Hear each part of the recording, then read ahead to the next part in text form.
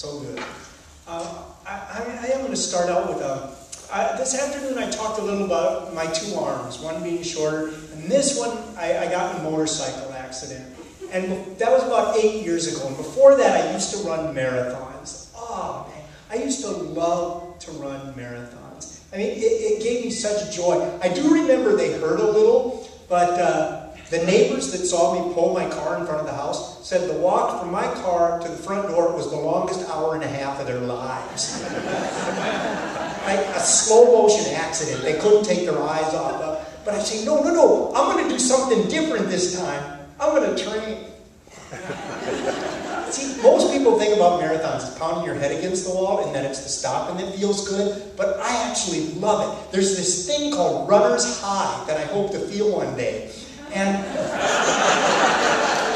this marathon that I run called Grandma's Marathon, it's great. It starts in the town of Two Harbors, Minnesota, and runs down Lake Superior to Duluth. And I remember when the gun went off, it was beautiful. A sea of colored shirts, a perfect day, 45 degrees, a little bit of drizzle, and we started off, and in under 20 minutes, I passed the starting line. Now, I was packing Motrin because my ankle was bothering me. I mean, plenty. I sounded like a mariachi band going down the road. And the first guy I ran with was a cigarette salesman. And he kept wheezing, "It's worth a Winston." And telling me all these surgical procedures that he had done. Like he said, there's like 3 or 4 vertebrae you don't even need. And he said, and he says, there's this monkey we taught to smoke and this dolphin. I said, wait, you taught a dolphin to smoke? No, what good of smoking going to do a dolphin? And he starts to hack and cough and he has to stop. But I'm still feeling good. I'm running. When I get about halfway through, they announce the winners. Oh, well, I kind of knew I wasn't going to win. And I'm still feeling really good.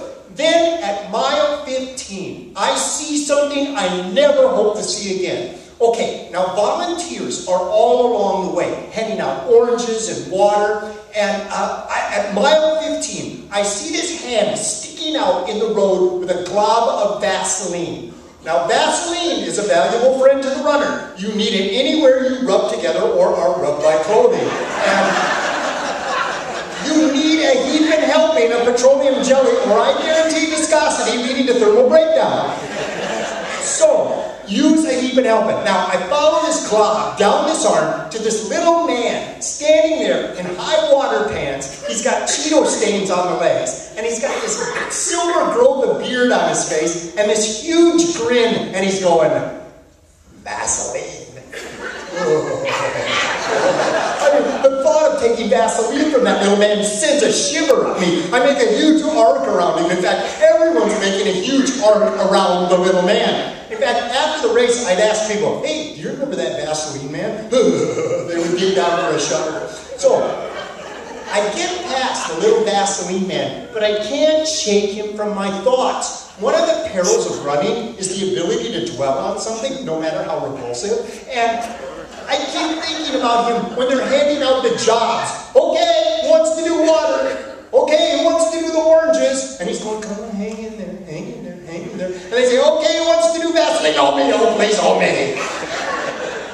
I finally shake the little Vaseline man from my thoughts, and I'm running along when all of a sudden, this tiny pear-shaped woman reads the back of my shirt and blows by me and says, come on, Clang.